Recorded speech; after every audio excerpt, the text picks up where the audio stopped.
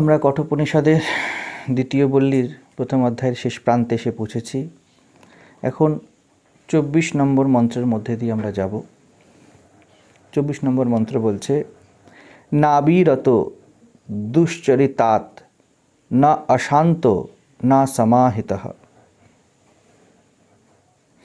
না অশান্ত মনসো বাপি প্রজ্ঞানেনৈবম আপনুয়াত।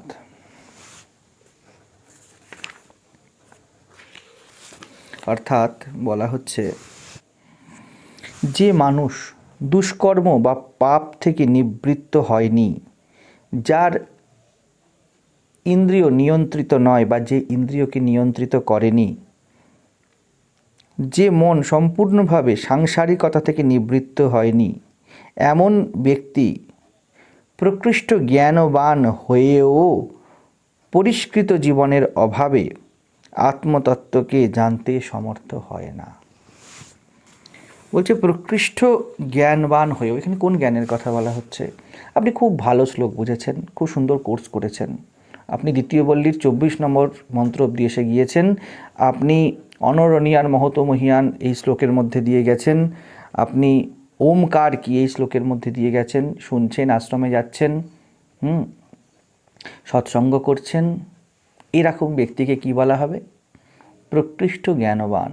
আপনি যেসব জিনিসগুলি জানেন, যেগুলি শুনেছেন কানে, সেগুলির ধারণা আর 10 জনের নেই, তো আপনি প্রকৃষ্ট, সবার থেকে উৎকৃষ্ট, বিশেষ।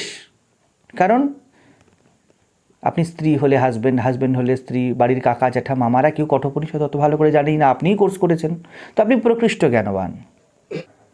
ব্যক্তিগত জীবনে আপনি জ্ঞানকে কর্মে প্রকাশিত করেননি, সত্যকে প্রকাশিত হতে দিচ্ছেন না। আপনি বলবেন, আমি তো দিচ্ছি, আমি তো এই ক্লাস করছি, সেই জন্যই তো এগুলি কিনেছি। যতই যা হোক না কেন, আপনি অন্তর থেকে জ্ঞানকে অ্যাচিভ করতে যদি চান, সব শুনলেন, জানলেন, তাহলেই যে বোঝা হয়ে গেল তা কিন্তু নয়। বোঝার জন্য জীবনে ইমপ্লিমেন্টেশন চাই। আগের মন্ত্রে বলা হয়েছিল কি, নায়মাত্মা প্রবচনেন লভ্য। অর্থাৎ কাকে বলা হয়েছিল? আমরা আলোচনা করেছিলাম, অহংকার থাকতে, অর্থাৎ আমি জানি, আমি উপনিষদ পড়েছি, এটা থাকতে হবে না। অদ্ভুত ব্যাপার, জগতে তো এইভাবেই সব কিছু চলে। জগতের সব জ্ঞান কীভাবে চলে? আমি জানি, আমার আছে, আমার টাকা আছে মানে আমি ধনবান, আমার বিদ্যা আছে মানে আমি জ্ঞানবান, আমার সুন্দরী স্ত্রী আছে মানে আমি নিজেকে প্রিভিলেজড ফিল করব। আধ্যাত্মে সম্পূর্ণ উল্টো, আপনি আছেন এবং আপনার একাধিক আবরণ এবং উপাধি আছে মানে আপনার কাছে জ্ঞান নেই। অধ্যাত্ম নিবেদনের বিদ্যা। কাকে নিবেদিত করতে হয়? অহমকে। এখানে যখন বলা হচ্ছে যে দুশ্চরিত্রতা থেকে সরেনি বা পাপ কর্ম থেকে, দুষ্কর্ম থেকে সরেনি, তখন অহংকারের কথা বলছে। যার ইন্দ্রিয় পরায়ণতা আছে, অর্থাৎ যার জগতের সাথে এখনো লিপ্ততা আছে, সে হাজার পড়ুক জানুক, তার কাজ হবে না। আপনি বলছেন কি, আমি জানি, এই আমি তো সে যে জগতের সব বিষয় রুচি বসিয়ে রেখেছে, এই আমিটাই বলছে আমার ঘর, আমার পরিবার, আমার সম্পর্ক, আমার স্বার্থ, আমার অ্যাম্বিশনস, আমার মিথ্যা, আমার বিষয়ে রুচি, আমার ইন্টারেস্ট, আমার ভালো লাগা। এই আমি কি বলছে? আমার জ্ঞান, আমার উপনিষদ, আমি বুঝেছি। এই আমি থাকতে হওয়ার নয়, এই আমি অর্থাৎ অহংকার। অহংকার যখন বলে আমার জ্ঞান, তা অহংকার যুক্ত জ্ঞান, অর্থাৎ অজ্ঞান। জ্ঞানই অজ্ঞান হয়ে যাবে যদি আপনি নিজেকে দিতে রাজি না হন। তো অহংকারের বিগলন হলো না আপনার, এই জ্ঞান ফেক। আত্মতত্ত্বকে জানতে সমর্থ নয়, অর্থাৎ যা উপনিষদ বলতে চায় তার লক্ষ্য আপনার আন্তরিক শান্তিবিধান। সব রকম আবরণ মিথ্যাই আপনার অশান্তি, অতৃপ্তির কারণ। আপনি নিজেকে ছোট বানিয়ে রেখেছেন আপনার ব্যক্তিগত এজেন্ডা দিয়ে। আপনি যদি নিজে রাজি না হন যে আমি নিজেকে ছোট বানিয়ে রাখবই না, ব্যক্তিগত এজেন্ডা রাখবই না, তাহলে উপনিষদ আপনার ভিতরে গিয়ে পাণ্ডিত্য হয়ে উল্টে অহংকারের কারণ হয়ে যাবে। সোনা নিজের গ্লোকে হারিয়েছে, কারণ মাটির বা ধুলোর প্রলেপ পড়েছে। এটাই আত্মার জীব বা মানুষ হয়ে থাকা। এই অবস্থাকেই অহংকার বলে, এই অবস্থাকেই মায়া বলা হয়। এবার যদি আপনি রাজি না হন নিজেকে দিতে, যদি ধুলো মাটির সাথে আপনি প্রেমের সম্পর্ক বানিয়ে রাখেন, স্বার্থের সম্পর্ক বানিয়ে রাখেন, আপনি যদি এরকম মনে করেন ধুলো মাটি তো কী হয়েছে, এ বিশেষ কাজে লাগে, আমার ছেলে, আমার মেয়ে, আমার সম্পর্ক, আমার ঘর, আমার বাড়ি, এর মধ্যে আমার বলতে আপনার বেশ রস লাগছে, রুচি লাগছে, মজা আসছে। আমাদের কাছে যত লোক এসে এরম টাইপের কথা বলে যে চেষ্টা করছে কিন্তু হচ্ছে না, তারা প্রত্যেকে দেখুন, প্রত্যেকে জেনে নিন চেষ্টা করছেন, হচ্ছে না, কারণ আপনি এই চেষ্টার পথে নিজেই বাঁধা হয়ে আছেন। আপনি অপারেশন থিয়েটারে ঢুকে গিয়েছেন, কিন্তু আপনি অপারেট হতে দিচ্ছেন না নিজেকে।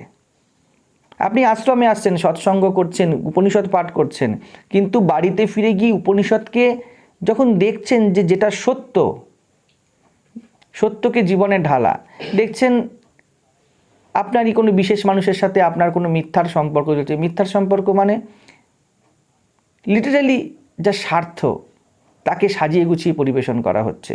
তুমি যে আমার বলা হচ্ছে, তুমি না থাকলে আমার কিছু ভালো লাগে না, তুমি না থাকলে আমায় কে খাওয়াবে বলো। পরিষ্কার দেখা যাচ্ছে যে এখানে ভৌতিকতা নিয়ে স্বার্থের সম্পর্ক। আমি না থাকলে ইস্যু নয়, তার কাজটা হয় না বলে ইস্যু। এটাও তো অনেক সাজিয়ে গুছিয়ে বললাম, বেশিরভাগ ক্ষেত্রে এমনই ঘটে। পরিষ্কার কথা পরিষ্কারভাবে বলে দিচ্ছে বাড়ির হাজব্যান্ড, তুমি না থাকলে আমার খাবার কে দেবে, তুমি যে 4টের সময় ক্লাসে চলে যাও জ্ঞানপীঠে, আমার অফিস থেকে এসে কাজ করতে ইচ্ছা হয় না, কে করবে। অর্থাৎ আপনাকে পরিষ্কারভাবে বলে দিচ্ছে আপনি বাড়ির কাজের মেয়ের যোগ্যতা রাখেন, আপনার আন্তরিক উন্নতিতে আপনারই সবথেকে কাছের সঙ্গীর কোনো প্রয়োজনীয়তা নেই। এই সময়ে কে আটকায় পরিষ্কার কথাটা সত্য বলতে? এইখানে সত্যের অ্যাপ্লিকেশান হবে। তখন আপনি বলতে পারেন না তার মানে আমি বাড়ির কাজের মেয়ে, তার মানে চেতনার উন্নতির জন্য আমি কোনো চেষ্টা করব না, আমি শুধুমাত্র একটি জড়পিণ্ড হয়ে থাকবো আর কাজ করে যাব। কাজ আমরা করব, কিন্তু কিসের জন্য কাজ করব? শুধু শরীরের জন্যই? তুমিও চলো। আপনি এটা বলতে পারেন না, কারণ কি? পরিষ্কার হিসাব, থাকা খাওয়ার হিসাব আছে, আপনারও ব্যক্তিগত শারীরিক মানসিক স্বার্থ আছে। ওইখানে সত্যকে প্রয়োগ করতে হতো। ওই রকম মন যে চুপ করে গেল, বেশি কথা বললো না, এবং পরের দিনকে ভয়ে ভয়ে এলো, বা তাড়াতাড়ি করে চলে গেল, বা একদিন আসছে 3 দিন গ্যাপ দিচ্ছে, এই রকম যে মন, তাকে বলা হচ্ছে নায়মাত্মা প্রবচনে লভ্য। তার জন্যই বলা হচ্ছে এর দ্বারা জ্ঞান হবে না, কারণ এ সত্যকে বা উপনিষদকে জীবনে ঢালতে দিল না। আপনাকে রাজি হতে হবে। সত্য বলতে এই উপরের লাড্ডু বলে কিচ্ছু নেই, এটা সত্য। দেখছেন নিজের ছেলে, নিজের মেয়ে অসৎ পথে যাচ্ছে, মোবাইলের মধ্যে যেগুলি দেখছে, যেই জিনিসগুলি তারা চাহিদা করছে, সেগুলো তার চেতনাকে নিম্নগামী করবে। অথচ আপনি কি করলেন? দায়িত্ব এড়াতে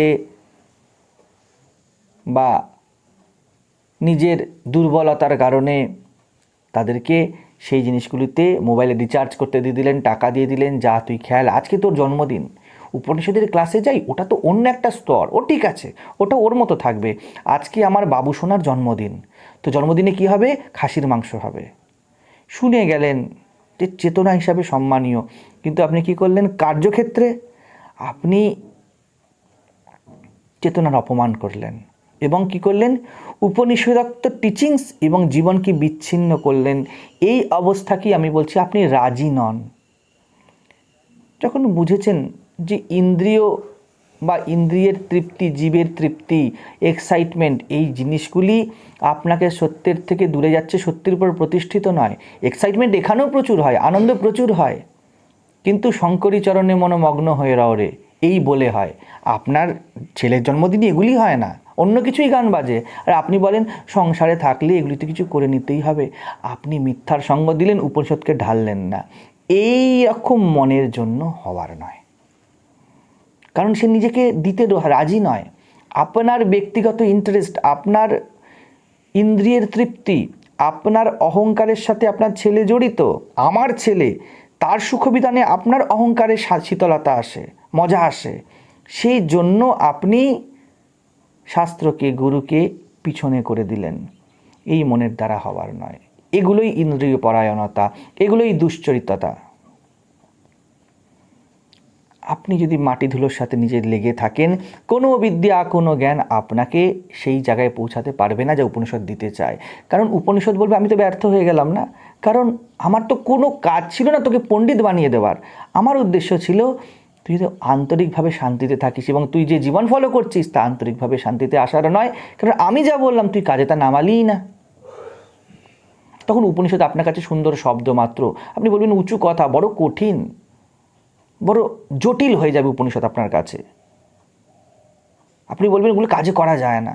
আসল ব্যাপার বলছেন প্রবৃত্তির সামনে, স্বার্থের সামনে একটা না বলা যায় না, সংকল্প তোলা যায় না, এমন মনের জন্য উপনিষদ হবার নয়। তো উপনিষদ আপনার কাজে লাগলো না।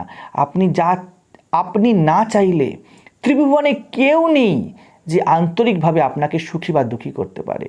ঘটনা, পরিস্থিতি, ব্যক্তি, বিষয় সব কিছু আপনার কাছে এসে একটা টিক মার্ক চায়, সমর্থন চায়।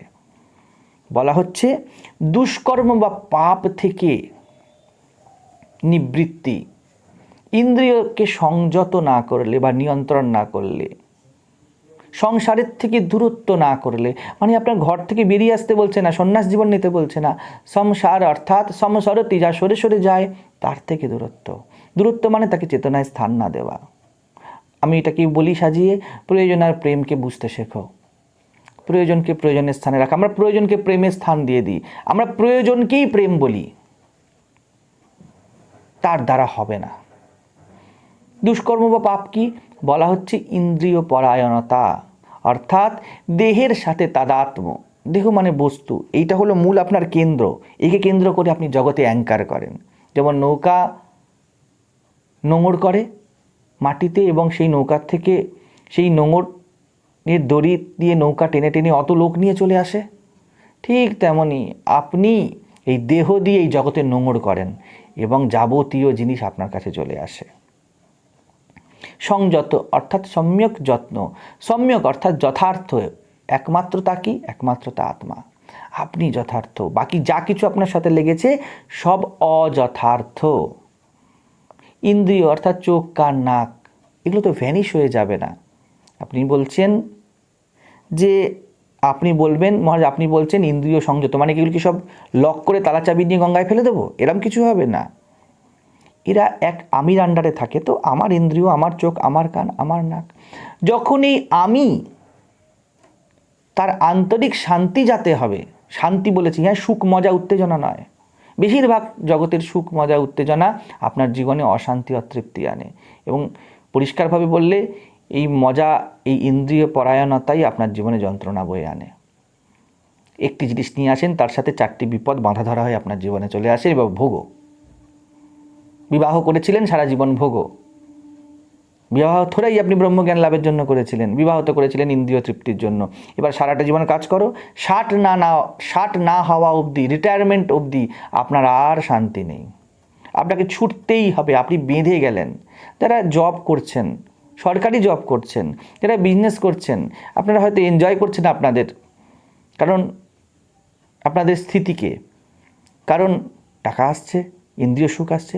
কিন্তু দেখুন, একটা প্রচ্ছন্ন বন্ধনের গন্ধ সব দিকে ছড়িয়ে নেই কি? আপনি চাইলেও বিশ্রাম করতে পারবেন না এমন নেই কি?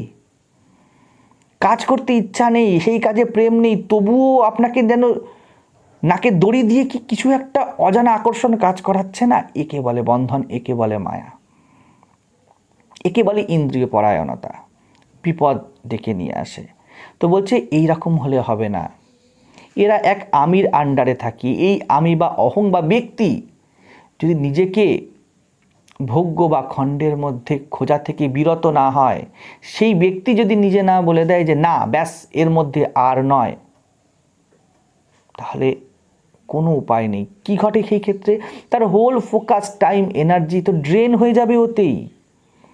60 বছর অবধি কাজ করতে করতেই আপনার সব ড্রেন হয়ে যাবে। এবারে আপনি কি দেবেন আত্মবিদ্যাকে? সহজ সত্যকে স্বীকার না করার ফলে এই মিথ্যার জন্য আপনি সারা দিন, সারা রাত, সারা জীবন খাটবেন। আপনি কখন সময় দেবেন কঠোপনিষদকে? হয়তো আপনি কোর্স করে নেবেন, কিছু ভিডিওস দেখে নেবেন, কিন্তু ভিডিওস দেখার পর উঠে বাকি 20 ঘন্টা কি হচ্ছে জীবনে? আপনি যদি একে আর ওকে অর্থাৎ জীবনকে আর উপনিষদকে যোগ না করে দেন, আপনি কখনোই একে কাজে লাগাতে পারবেন না, এবং উপনিষদ আপনার কাছে শুধুমাত্র ফ্লাওয়ারি ওয়ার্ডস হয়ে থেকে যাবে।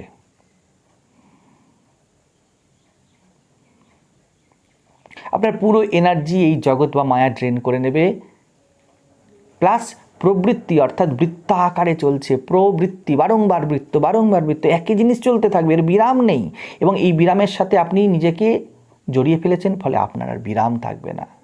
আত্মা তো স্থির, তার মধ্যে অস্থিরতা নেই, আর আপনি অস্থিরতাকে কামড়ে ধরে আছেন। এই রকম মনের ক্ষেত্রে হবে না। প্রকৃতি চক্রের মতো, এবং প্রকৃতিকে আপনি আমি বলে রেখেছেন কি প্রকৃতি, আপনি আপনার সাথে যা লাগিয়েছেন সব প্রকৃতি, যাই বলেন আমার তা প্রকৃতি। এর মধ্যে দিয়ে নিজেকে দেখা ছাড়তে হয়, নাহলে জ্ঞান ঘরের এক কোণে পড়ে থাকবে আর জীবন অন্যদিকেই চলতে থাকবে। এর সাথে চলতে থাকলে স্থির কেন্দ্র থেকেও, আপনার স্থির কেন্দ্র আছে জেনে আমাদের সামনে পড়ে এই ভিডিওর সাথে বারংবার দেখে বুঝেও কঠোপনিষদ আপনার কাজে লাগবে না, কারণ আপনি অ্যালাউ করেননি কঠোপনিষদকে জীবনে নেমে আসতে। এখানেই বলা হয়েছে অনরণীয়ান মহতো মহিয়ান, ছোট থেকে ছোট জিনিস এবং বড় থেকে বড় জিনিস, কোথাও সত্য লুকিয়ে নেই, বস্তুগত স্তরে সত্য নেই। কিন্তু আপনি তো বিয়ের পার্টিতে যেতে ইন্টারেস্টেড এখনও আছেন। এইগুলো শুনলে আপনি বলবেন মহারাজ, জীবন থেকে আপনি সব রকম আনন্দ রসকে সরিয়ে দিতে চান, যাকে আপনি রস বলছেন তা বিষ। আপনি শুধু একটি বিবাহ পার্টিতেই যান না, আপনি অনেক মূল্যবোধ জীবনে ওখান থেকে নিয়ে আসেন, যেগুলো সাইলেন্টলি আপনার ভিতরে আপনারই অজান্তে কাজ করে, এবং তা আপনার জীবনে এক প্রবৃত্তির প্রবাহ নিয়ে আসে, যাকে ওই সময় ধরা যায় না। আপনার সঙ্গতি আপনাকে গঠন করে, আপনি নানা সঙ্গতির ফল, যার যার সঙ্গ করেছেন, যেই বইয়ের, মোবাইলের যেই যেই অ্যাপসের, যেই যেই বন্ধুর, পিতামাতার যেই যেই জিনিসগুলিকে আপনি ভিতরে বসিয়ে নিয়েছেন, সব আপনি হয়ে গেছেন। আপনি যখন এরাম থাকেন, উপনিষদ আপনার উপরে কাজ করতে পারবে না। এই জন্যই তো উপনিষদ দিকে কেউ আসে না, কারণ আপনারা নিজেদেরকে খুব সরস মনে করেন। চিটে গুড়ের পানা এত বেশি সরস মনে হয় যে আপেলের মধুরতা, আনারসের মধুরতা ফিকে মনে হয়। আপনার সহৃদয় সমর্থন চাই আপনাকেই অপারেট করতে। উপনিষদ বা ব্রহ্মবিদ্যা জগৎকে অপারেট করতে নয়। জগৎকে অপারেট করতে বেশ মজা লাগে, অন্যকে কাটাছেড়া করতে, অন্যকে ছোট করতে খুব মজা লাগে, কিন্তু উপনিষদ আপনাকে ছোট করবে। ফলে কি হবে? আপনাকে পুড়তে হবে, আপনাকে জ্বলতে হবে। এটাই আত্মবিদ্যা, নিজেকে পোড়ানোই আত্মবিদ্যা। নিজের উপরে যত মাটি নোংরা আছে তা ঝেড়ে ফেলার নাম আত্মবিদ্যা। কিন্তু যখন মাটি আর ধুলো কি আপনি বলেন এটাই তো জীবনের রস, তখন আর আত্মবিদ্যা কি করবে? আত্মর অবস্থা কিরকম? সে মিথ্যায় আছে, অজ্ঞানে আছে। উপনিষদ আপনাকে অজ্ঞানকে গুরুর সামনে নিজেকে এসে বসতে হবে, সামনে এসে বসো, অর্থাৎ আপনি রেডি, আপনি তো তার সামনে গিয়েই বসেন না, যাকে আপনি নিজের হিতকারী মনে করেন, উপকারী মনে করেন। তো আচার্যকে যখন হিতকারী মনে হবে, তখনই উপনিষদ আপনার কাজে লাগবে।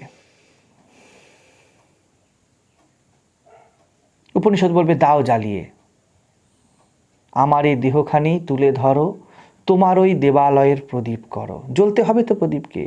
আমার এ ধূপ না পোড়ালে গন্ধ কিছুই নাহি ঢালে, আমার এ দীপ না জ্বালালে দেয় না কিছুই আলো। এই করেছো ভালো। আমরা ভালো বলতে পারি না, না? নিজের সংসারে এসেছেন, অফিসে এসেছেন, দেখছেন মিথ্যা। জীবন দাবি করছে যে এই স্থানে আর নয়, কাজ পরিবর্তন করো। জীবন দাবি করছে এই সম্পর্ককে না হয় তুলতে হবে, না হয় ছাড়তে হবে। কিন্তু এটা করলে ভিতরে কিছু জ্বলে, ভিতরে কিছু পড়ে, আপনি রাজি হয়ে যান। দেখুন উপনিষদ কেমন কাজ করে। আপনি ওইখানে রাজি হন না, সেজন্য উপনিষদও কাজ করে না। ইন্দ্রিয় নিয়ন্ত্রণ অর্থাৎ চোখ, কান, নাক, আপনার রোজকার জীবনকে কি আপনি প্রকাশিত করছেন? যা সত্য তাকে স্বীকার করছেন? তার থেকে কি সরতে চেষ্টা করছেন? সম্পর্কের মধ্যে কি উচ্চতা আছে? যে কাজ করেন তা বন্ধনকারক, হীন অথবা মুক্তিকারক এবং উচ্চতা দেয়। তার উপর কি আপনি কাজ করছেন যে হ্যাঁ এই জায়গাটা আমাকে দেখতে হবে ভালো করে, নাকি টেকেন টু বি গ্রান্টেড করে নিয়েছেন যা চলতে চলুক, একদিকে উপনিষদও পড়বো আর একদিকে এই কাজও করব? হবার নয়। একদিক থেকে আপনি জল আনবেন, আরেক দিক থেকে ফুটো দিয়ে জল বেরিয়ে যাবে। ফুটো বন্ধ করতে হবে, সেটাই ইন্দ্রিয় নিয়ন্ত্রণ। যাদের সঙ্গ করেন, যে বিষয়ে আপনার মোবাইলে চলে, তা কোন দিকে নিয়ে যাচ্ছে আপনাকে? দেহ ভৌতিকতা এইসবের দিকেই বাড়াচ্ছে, নতুন নতুন অ্যাম্বিশনস বাড়াচ্ছে, বাসনাকে চাগাড় দিয়ে দিচ্ছে, অথবা শান্তি সন্তোষের দিকে নিয়ে যাচ্ছে? এটা করাই, এটাকে দেখাই ইন্দ্রিয় নিয়ন্ত্রণ। আপনার প্রত্যেকটা জিনিস আপনার ছুট বাড়াচ্ছে না কমাচ্ছে? আপনাকে ভিতর থেকে ভরছে না ভিতর থেকে আরও দৌড়ের জন্য প্রোৎসাহন দিচ্ছে? নতুন নতুন অসন্তোষ আনছে না তো? নতুন এইমস, নতুন লক্ষ্য, এগুলোই কি চলছে আপনার জীবনে? কাজ করছেন শেয়ার মার্কেটে আর বলছেন আমি উপনিষদ পড়ে নিশ্চিন্ত হব? কি করে হবে? উদ্বিগ্নতাই তো আপনার কর্ম, উদ্বিগ্নতারই তো সঙ্গ করছেন। দেহ সুন্দর দেখে একটা গার্লফ্রেন্ড পাতিয়ে রেখেছেন এবং উপনিষদ পড়ছেন, কি কাজ দেবে? বা ভাইস ভার্সা। আপনি তো দেহের সৌন্দর্যের জন্য আপনার হোয়াটসঅ্যাপকে কনস্ট্যান্ট, আপনি আপনার হোয়াটসঅ্যাপে কনস্ট্যান্ট এঙ্গেজ হয়ে আছেন। এদিকে জ্ঞানপীঠ থেকে উপনিষদের একটা পোস্ট এসে গেল যে আগামী শনিবার দিনকে নাদবিন্দু উপনিষদ শুরু হবে। লাগবে না বিষের মতো? আপনি বলবেন আচ্ছা ধর্মকর্মও করি আর এটাও করি। কি করে আপনি বেশি দিন দুটো চালাতে পারবেন? এ বলছে ডান দিকে যেতে এবং আপনার পুরো ইন্টারেস্ট বাঁ দিকে। একেই বলা হচ্ছে দুশ্চরিত্রতা, একেই বলা হচ্ছে পাপ, একেই বলা হচ্ছে ইন্দ্রিয় পরায়ণতা। আপনি স্ত্রীর প্রতি আসক্ত, সত্য কিভাবে এবার বলবেন যে তোমার জন্য আমাকে এত রোজগার করতে হয়, তোমার উচ্চাকাঙ্ক্ষা পূর্ণ করতেই আমি লেগে আছি? তার উপর যদি আপনি নিজেই স্ত্রীকে ইন্দ্রিয় ভোগ্য হিসাবে দেখেন, তুমি যে আমার, অগো তুমি যে আমার, কি করে উপনিষদের সামনে এসে বলবেন যে নায়ম আত্মা প্রবচনেন লভ্য? কি করে বলবেন যে অন্তরে যে বাইরে সে? আপনি বিশেষ বানিয়ে রেখেছেন, নির্বিশেষকে নিজের কি করে বানাবেন? সেই জন্য দেখুন উপনিষদ প্রত্যেকটি সময় আপনার জীবন দাবি করছে, প্র্যাকটিক্যাল যেন হতে চাইছেও। কঠোপনিষদ কোর্স করেও তখন আপনার কাজে লাগবে না। উপনিষদ বা বেদান্ত একমাত্র সাকসেসফুল তখন যখন জীবনে কাজে লাগলো। না হলে पोथी पर पर जगमुआ पंडित भया ना कोए 2.5 अक्षर प्रेम के परेश पंडित होए। আপনি নিজের প্রতি প্রেমিক হলেন না, নিজের হিত চাইলেন না, নিজের দেহ, নিজের ইন্দ্রিয়, নিজের অস্তিত্বকে প্রেমপূর্ণভাবে দেখলেন না যে কিসের মঙ্গল হয়, প্রেম মানে কিসে হিত হয়, প্রেম মানে এই নয় কিসে মজা হয়।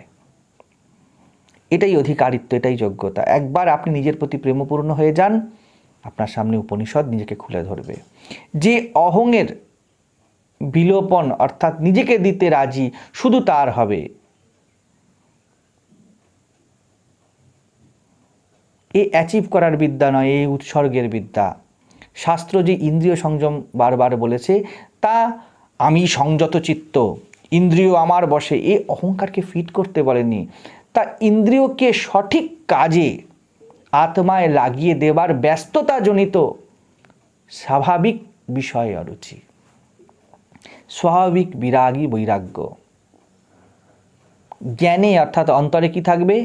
ব্যক্তির জন্য আপনি ব্যক্তি, আপনার ব্যক্তির অন্তরে কি থাকবে? বিবেক থাকবে। কি সৎ কি অসৎ, সতের পক্ষ নেব এবং অসতের বিরোধে থাকব, এটা অন্তরে থাকবে। ওই বিবেকই যখন কর্মে ফলিত হবে তখন বৈরাগ্য হয়ে যাবে। কর্মে ফলিত বিবেককে বৈরাগ্য বলে। প্র্যাকটিক্যালে নামতে হবে, প্র্যাকটিক্যাল ইমপ্লিমেন্টেশনে না নামলে বিবেক আর বৈরাগ্য যদি না থাকে, এই জন্য বলা হয় জ্ঞানের আধার থাকে না। এটিই জ্ঞানের আধার। পরবর্তী মন্ত্রে উপনিষদ সেই দিকেই এগিয়ে যাচ্ছে। 25 নম্বর মন্ত্র বলছে, এটি দ্বিতীয় বল্লীর শেষ মন্ত্র। यस्य ब्रह्म चक्षत्रं च उभे भवत ओदनः मृत्युर्यस्य उपसेचनम क इत्थु वेद यत्र सह। বলছেন ব্রাহ্মণ ক্ষত্রিয় আদি সব যেই পরমাত্মার ওদন অর্থাৎ আহার অন্ন এরকম বলেই কথিত হয়েছে। স্বয়ং মৃত্যু অর্থাৎ কাল যার উপসেচন অর্থাৎ শাক বা জলের মতো আহারের সহযোগী,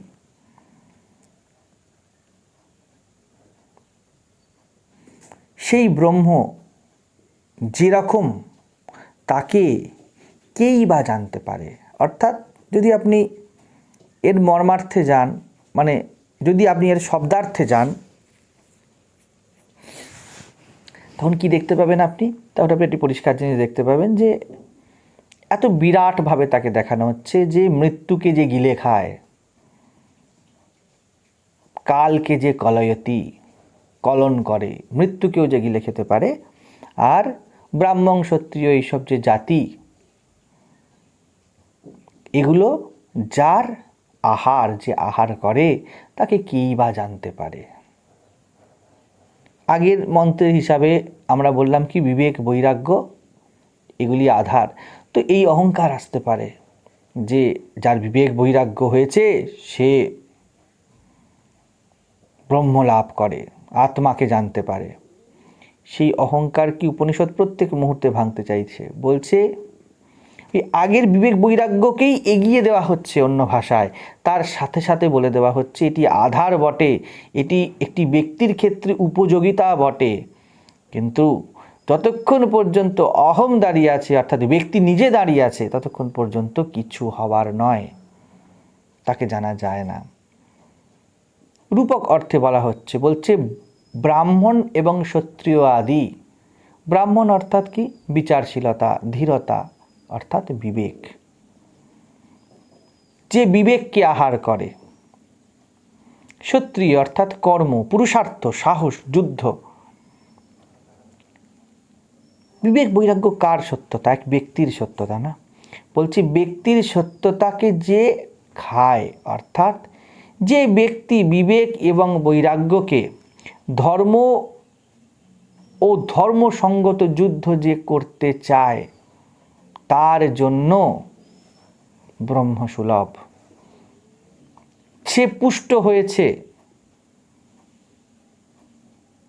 ব্রহ্মকে বা আত্মাকে নিজের জীবনে ঢালতে। যুদ্ধ করতে হবে, কার সাথে করতে হবে? নিজেরই সাথে করতে হবে। এটাই বিবেক ও বৈরাগ্য। অন্তরে বিবেক থাকলে, তার ব্যবহারিক প্রয়োগ জীবনে থাকলে তাকে বৈরাগ্য বলা হয়। তবে মাত্র বোধ ফ্লাওয়ারিস্ট হবে। যা আপনি খান তা দিয়ে কি হয়? আপনার পুষ্টি সম্পাদন হয়। বিবেক ও বৈরাগ্য জীবনে আহৃত হয়, অর্থাৎ আপনার সমগ্র অস্তিত্ব যখন বিবেকী, কি শ্রেয় কি প্রেয়, কি নিত্য কি অনিত্য আপনি যখন জানেন, শুধু জানলে হবে না, আগের মন্ত্রে বলে দিল প্লাস তাকে কাজে লাগানো, কাজেও লাগান। যা বিবেকে বুঝেছি তা কাজে করে দেখাবো। এই রকম সাহসী এবং সৎ ব্যক্তি ব্রাহ্মণ এবং ক্ষত্রিয় একাধারে। এই দুইয়ের মিশ্রণ হয়ে গেলেই জীবনে ব্রহ্ম বা আত্মা প্রস্ফুটিত হয়ে ওঠে। বিবেককে কাজে লাগানোকেই বৈরাগ্য বলা হয়। বিরাগ অর্থাৎ যা হীন, যা প্রেয়, যা অনিত্য তাতে অরুচি। এই অরুচি কি জন্য এসেছে? কারণ আমি সব কিছুতে অরুচিবান নই। আমি সত্যে রুচিশীল, আমি শ্রেয়তে রুচিশীল, আমি নিত্যে ব্যস্ত হয়ে আছি, আমি সদা সত্যের সাথে ব্যস্ততাজনিত অসত্যে অরুচি। যার সব কিছুতে অরুচি তার মানসিক রোগ। যে ব্যক্তি সত্য জানে সে বিবেকী। কি সত্য? এই জগতে সব পরিবর্তনশীল, নষ্ট ধর্মা মরণশীল, পরদেশীয় সে না আখিয়া মেলানা, এদের সাথে মন লাগাতে নেই। এই বোধই বিবেক। যার এই বোধ আছে সে বিবেকবান, যে জানে সব কিছু নষ্ট ধর্মা এবং সব কিছুকে আমার বলে খিমচে কামড়ে ধরে না, একে বিবেকই বলে। এটা তো মনে মনে হলো, আমি সব কিছুকে মনে মনে কামড়ে ধরিনি। আপনার আসক্তির লেভেল কী আছে আপনিই জানেন, আপনি কিছু আসক্ত আপনিই জানেন। বৈরাগ্য কি? কাজে লাগাও। যখন বুঝতে পেরেছো সব কিছু নষ্ট ধর্মা, দেখবো তো জীবনে মিথ্যা জিনিসকে কতখানি সময় দিচ্ছ, দেখবো তো যেগুলি মরণশীল জিনিস সেগুলি তোমার কথায় কতখানি বসে আছে। দিন রাত চিন্তা করছো মেয়ের কী হবে, ছেলের কী হবে, পরিবারের কী হবে, টাকা কত জমাবো, আর মুখে মনে মনে তুমি খুব বিবেকী হয়ে আছো। এটা কি হতে পারে নাকি? বিবেকী তো আত্মায় চিন্তিত। কিভাবে অন্তর্শুদ্ধি হবে, কিভাবে মিথ্যার থেকে মন উঠে যাবে? এই জনিত বিরাগ।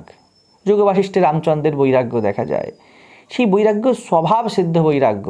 আমাদের বৈরাগ্য বড় ফেক বৈরাগ্য। আমরা নিজের মনকে পাখি পড়ানোর মতো পড়াই, জানো তো ভগবান সত্য, জগৎ অনিত্য। যখনই জীবনে যন্ত্রণা আসে তখন এগুলি অ্যাপ্লাই করতে শুরু করি। যন্ত্রণার আগে অবধি আমরা চূড়ান্ত অবিবেকী থাকি। যেই যন্ত্রণা জাগলো আমরা বিবেকের ভান করি, বৈরাগ্যের নাটক করি। কিছু ভাল লাগছে না, এদের জন্য এত করলাম। কার জন্য এত করলে? নিজের মিথ্যার জন্যই তো করলে, নিজের অহংকারের জন্যই তো করলে। এখন বিবেক কাজে লাগবে না, এখন বৈরাগ্য কাজে লাগবে না। যা কিছু মরণশীল তার থেকে আপনি লিটারালি সরছেন কি না, যে জিনিস অনিত্য তাকে নিয়ে দিনরাত্রির মাথা খাপাচ্ছেন কি খাপাচ্ছেন না, এর উপরই নির্ভর করছে আপনার ব্রাহ্মণ এবং ক্ষত্রিয় ধর্ম পালিত হয়েছে কিনা, আপনি সত্যের সেবায় আছেন কিনা, এটা শূদ্রত্ব। আপনি বৈশ্যের মতো সঠিক জীবনের মূল্যায়ন করতে পারছেন কিনা, কোন জিনিসের কত দাম এটা বুঝে তাকে সেই স্থান দিতে পারছেন কিনা, এটি ব্রাহ্মণ ক্ষত্রিয় আদি জাতি বলছে। এগুলি যার খাবার, অর্থাৎ যে এগুলির মধ্যে হৃষ্টপুষ্ট হয়েছে, যে বিবেকে ব্রাহ্মণ হয়েছে, যে বৈরাগ্যে ক্ষত্রিয় হয়েছে, যে জীবনের মূল্যবোধে বৈশ্য হয়েছে এবং যে সত্যের সেবায় শূদ্রত্বকে লাগিয়েছে, এমন ব্যক্তিই এই ব্রহ্মবিদ্যার যোগ্য। প্র্যাকটিক্যালি আপনার কি ইমপ্লিমেন্টেশন হবে? প্র্যাকটিক্যালি যা বদলায় তার সাথে আপনি জড়াবেন না। অর্থাৎ জগতে ব্যক্তি বস্তুকে যে মনে গুরুত্বপূর্ণ স্থান দেয়নি, সে ব্রাহ্মণ ক্ষত্রিয় আদি জাতির যথাযথ আহার করেছে। আবারও মনে করাই, কেন আহার বলছে? যা আহৃত হয় তা আপনার শরীর তৈরি হয়ে যায়।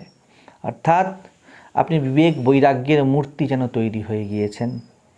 যা বিবেক বৈরাগ্য, যে বিবেক বৈরাগ্যকে যেন আহার করেছে, মৃত্যুকে যে জল বা শাক বানিয়েছে। দ্বিতীয় এটা বলেছে, অর্থাৎ যে নিজের ব্যক্তিগত এজেন্ডাকে গিলে খেতে রাজি। মৃত্যু আমাদের কখন হয়? মৃত্যু তখন হয় যখন আপনার জন্ম হয়। তো চেতনার মধ্যে দিনরাত্রি কি জন্মেছে? আমি হেন, আমি তেন, আমি পুরুষ, আমি স্ত্রী, আমার এই পদমর্যাদা, আমার এই ঘর, আমার এই বাড়ি, এই ব্যক্তি আমার আপন, এই ব্যক্তি আমার পর। এগুলোই তো আমাদের মনের মধ্যে জন্মেছে, ছোট্ট থেকে তো এগুলিই ভরেছে, এগুলি আমাদের জন্ম হয়েছে। আর এখানে কি বলেছে? মৃত্যু যস্য উপসেচনম, মৃত্যুকে যে জলের মতো গিলে খায়। অর্থাৎ যে নিজের এই ব্যক্তিগত এজেন্ডাকে গুরুত্ব দেয় না। আমার কি ভালো লাগে তাতে আমার কোনো মাথা ব্যথা নেই, আমার এবং জগতের হিত কিসে, সত্য কিসে, তাতেই আমার ইন্টারেস্ট আছে। ইন্টারেস্ট ভ্যারি করছে। শাক বা জল খেলে কি হয়? সহজ পাচ্য হয়, আহারকে গিলতে সহায়তা করে, শাক অনায়াসে হজম হয়ে যায়। বিবেক বৈরাগ্য আপনার হজম হবে না যদি নিজেকে আপনি দিতে রাজি না হন।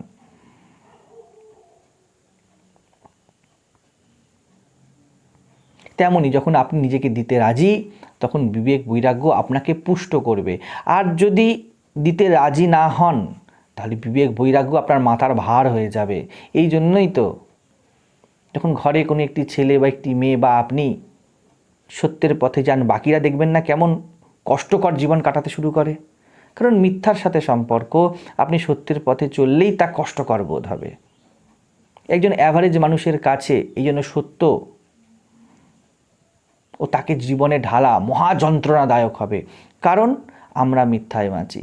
মিথ্যা বলতে একদম লিটারালি মিথ্যা। আমরা সম্পর্ক মিথ্যা করেছি, স্বার্থের জন্য সম্পর্ক করেছি, তাকে ভালোবাসার নাম দিয়েছি, এটা মিথ্যা। এগুলোই মিথ্যায় বাঁচা, আর কোনো মিথ্যায় বাঁচা নেই। কাজ করছি এমন কাজ যাতে না নিজের চেতনার কোনো উন্নতি আছে, না জগতের কোনো উন্নতি আছে, শুধুমাত্র পেটের জন্য কাজ করে যাচ্ছি, মজা মারতে কাজ করে যাচ্ছি। ভুল দায়িত্ব পাতিয়েছি। কিসের জন্য ভুল দায়িত্ব পাতিয়েছি? ভুল দায়িত্ব কি? শরীরের মজার জন্য। লোকের থেকে শিখে নিয়েছি এগুলি করতে হয়, এই জন্য আমি চাকরি করে চলেছি। বাবা হয়েছি কি জন্য? আমার শরীরবোধকে এগিয়ে দিতে আমি বাবা হয়েছি। ছোট থেকে আমার নরম মাংসের লোভ, সেই নরম মাংসের লোভকে পূর্ণ করতে স্ত্রী এসেছে, সেটাকে এগিয়ে ছেলে এসেছে, সব নরম মাংসের খেলা, এবং সেটাকে এগিয়ে নাতি এসেছে। তো এইগুলো মিথ্যা, এইগুলোকে আমি ধরে কামড়ে বাঁচছি। কেন এগুলো ধরে কামড়ে বাঁচছি? কারণ আমার ভিতরটা খালি খালি, কিন্তু আমি উপরে উপরে কি বলছি? আমি কত বড় বীর পুরুষ, সংসার ধর্ম বড় ধর্ম। আসলে ভিতরে কি চলছে জানি, এগুলি ছাড়া ভিতরটা ধুধু করবে, ফাঁকা, কিচ্ছু নেই আমার কাছে। না সত্য আছে, না প্রজ্ঞা আছে, না বিবেক আছে, না হায়ার ইন্টারেস্ট আছে, না আপনাতে মন আপনি থাকার ক্ষমতা আছে। তাই লোকের কাছে নিজের মনের ভিক্ষা নিয়ে ঘুরি, কখনো স্ত্রীর কাছে, কখনো বসের কাছে, কখনো টাকার কাছে, কখনো বাপমার কাছে, কখনো ছেলের কাছে। আর বলছি কি উপরে উপরে আমি তোকে ভালোবাসি। আপনি জীবনের সামনে গিয়ে দেখলে পরিষ্কার বুঝতে পেরে যাবেন যে আপনি এদের দ্বারের ভিখারি হয়ে আছেন। উপনিষদ আপনাকে ধনবান করতে চায়, অমৃতের পুত্র বলতে চায়, কিন্তু আপনি নিতে মানতে রাজি নন। তখন কি হবে? উপনিষদের সত্য আপনার কাছে বড় কঠিন মনে হবে। উপনিষদ বলবে কেন ভিখিরি হয়ে আছো? আপনি বলবেন কি বলছিস, ভিক্ষাতেই আমার প্রেম। ভিখারি শব্দই বলো না, যেহেতু জগতের সবাই ভিক্ষা করছে তো সবাইকে রাজা ঘোষণা করে দাও। সংসারই তো আসল, জগতই তো আসল, বস্তুই তো আসল, দেহসুখী তো আসল। এরম ব্যক্তির কাছে মৃত্যু উপসেচন নয়, এদেরকে মৃত্যুই চালায়। যা যা জীবনে নিয়ে এসেছেন, যা যা জন্মেছে আপনার জীবনে, তার নিশ্চিত মৃত্যু হবে, অর্থাৎ আপনি মরবেন। এক একটা সম্পর্ক আপনাকে দুঃখ দিয়ে যাবে আর আপনি বারবার মরবেন। ধনবান ছিলেন, টাকা কমবে, আপনি মরবেন। স্বাস্থ্যবান ছিলেন, স্বাস্থ্য ভাঙবে, আপনি মরবেন। স্বাস্থ্য ভেঙেছে বলে আপনার দুঃখ নয়, আপনি নিজেকে স্বাস্থ্যবান বানিয়েছিলেন বলে আপনার দুঃখ। জন্মেছিলেন যে স্বাস্থ্যবান হয়, এবারে রোগে আপনাকে মরতে হবে। এই হলো দ্বৈত, এই হলো প্রকৃতি বা জগৎ। তা বলছে মৃত্যু যার উপসেচন, অর্থাৎ যে মরতে রাজি, যে বলে যাক এসব, এগুলি নষ্ট ধর্মা, নষ্ট তো হবেই। আমার চেতনা আত্মা বহু উন্নত, আমি এর মধ্যে নিজেকে জড়াবো না, জড়িয়ে ফেলবো না। জড়িয়ে ফেলা মানে চেতনায় তাকে স্থান দেওয়া, গুরুত্বপূর্ণ মনে করব না। যে এরকম রাজি, তার জীবনে বিবেক বৈরাগ্য সুখবহ হবে, তার আনন্দের কারণ হবে, বাকিদের হবে না। সেই জন্য দেখুন বেশিরভাগ লোকের কাছে বিবেক বৈরাগ্য শব্দ আজকালকার দিনের আধ্যাত্মিকতাতে আনাই হয় না, কারণ মার্কেট চলে যাবে, কারোর কাছে সুখবহ হবে না। এবং আপনাকে যদি আমি সুখ না দিই, আপনি থোড়েই আমাকে সম্পদ বা টাকা পয়সা দেবেন? যখন আমার টাকার দরকার তখন আপনাকে সুখ দিতে হবে। তো আমরা কি বলবো, আস্তে আস্তে হবে, ধীরে ধীরে হবে। জ্ঞানের পথ অনেক কঠিন পথ, উপনিষদের পথ অত সহজ নয়, অত বড় নয়। তুমি বাবা ভগবানের নাম করো, লক্ষ্মীর পাঁচালি পড়ো, তোমার হয়ে যাবে। আপনাকে এরা ভালোবাসে না, সহজ সত্য বলে না।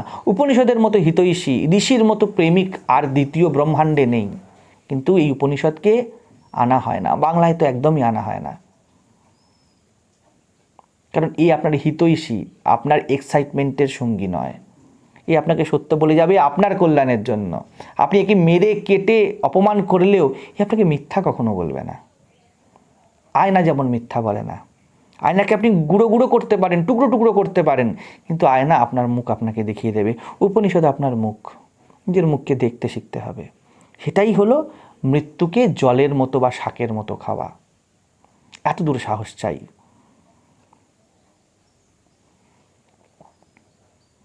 এগুলি যখন থাকে না তখন বলবেন ওইসব বইতেই লেখা থাকে, অবাস্তব। বাস্তব সত্য আলাদা রে। কারণ মিথ্যা আসক্তি দুর্বলতা দিয়ে পুরো জীবনকে মোড়া আছে, আমরা যেন ওই মিথ্যাই হয়ে আছি। তো সত্য স্পষ্টতা, ক্ল্যারিটি, আয়না আমাদের কাছে অভিশাপের মতো মনে হবে। যে নিজের মিথ্যাকে শাকের মতো বা জলের মতো গিলতে পারে, তার জীবন বিবেক বৈরাগ্য মণ্ডিত হয়ে পুষ্ট হয়। সেই ব্রহ্ম বা আত্মা, অর্থাৎ অবিবেকী আসক্ত মিথ্যায় যে সে জীব, এবং এর বিপরীতে বিবেকী বিরাগী ও সত্যকে যে বুক চিতিয়ে নেয়, সেই আত্মা বা ব্রহ্ম হয়ে যায়। একই কথা দুটো। এখানে ভাষার ভঙ্গিমাতে বলেছে তাকে কে জানবে। বেদ যত্রস ক ইত্থা বেদ যত্রসহ, অর্থাৎ যার ব্যক্তিত্ব বাকি আছে, যেখানে অহংকার আছে, যেখানে ইঁদুর বসে আছে এখনো পর্যন্ত বিড়ালের গলায় ঘণ্টা, তাকে ঘণ্টা কে বাঁধবে? কারণ ঘণ্টা বাঁধতে গেলেই তো ইঁদুরের নাশ হয়ে যাবে। যার অহং বাকি আছে সেমন কেউ সেই সত্যকে জানতে পারে না। অর্থাৎ যে মৃত্যুকে আপন করে না নিতে পারে, যে নিজের ব্যক্তিগত যা কিছু তার বলি চড়াতে না রাজি। বলি চড়ানো অর্থাৎ কাউকে দিয়ে দেওয়া না, বলি চড়ানো অর্থাৎ আমার ভালো লাগা মন্দ লাগা ইস্যু নয়, কি করে জীবনের উন্নতি হয়, আত্মা প্রকাশিত হয়, তাই ইস্যু। আত্মা কিভাবে প্রকাশিত হয়? ওই যে এতক্ষণ বলা হলো, নিজের ব্যক্তিগত জীবনে মিথ্যাকে সরিয়ে সত্যে দাঁড়ান, এটাই আত্মা প্রকাশিত হয়ে যাওয়া। না, যেটা ভুল বুঝেছি তার সঙ্গ নয়, সত্যই প্রকাশিত, সব প্রকাশ।